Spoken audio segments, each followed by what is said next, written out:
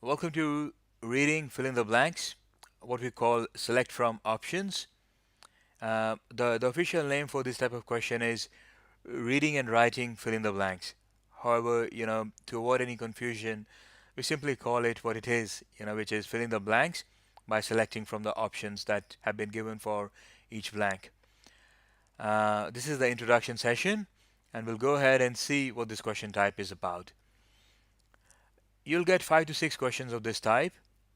You have to read a passage, and there are a number of blanks in it, and for each blank, there's a drop down with various options in it. And what you have to do is you have to pick the right option from the drop down. So in the other fill in the blanks question, there was a common bank of words, and from that you had to drag and drop down into different blanks. But in this case, for each blank you have different options, okay, specific to just that particular blank.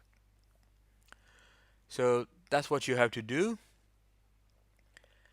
This is what the screen looks like, and as you can see that in each blank there's the drop down sign. So when you click on it, it will drop down and show you the different options, and then you select that option and leave it there. All right, so this is a test of your reading abilities, and it's a test of your writing abilities also to some extent.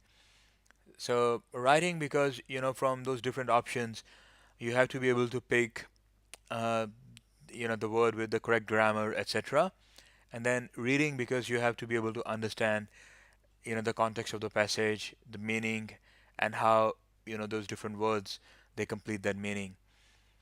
So essentially it's your ability to understand how a word fits in the context of a sentence. All right, similar to the other fill in the blanks, not much difference from that here. Things that you should keep in mind to score well: try to understand the theme and the meaning of the whole text. Okay. The word that you select from the drop down, it should go well with the words before and after, but it should also fill in with the, fit in with the overall context of the whole text. All right. So that's why, like I said earlier, that understanding the meaning and the theme of the text is important. If you can't do one, just move to the next and come back to that blank earlier. So check for meaning as well as for grammar. So some of those options, in those blanks, they'll be very similar, might be different only when it comes to, some grammatical aspects. So check for that as well once you have completed it.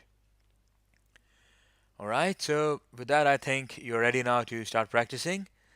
Please go to practice set number 1. All the best.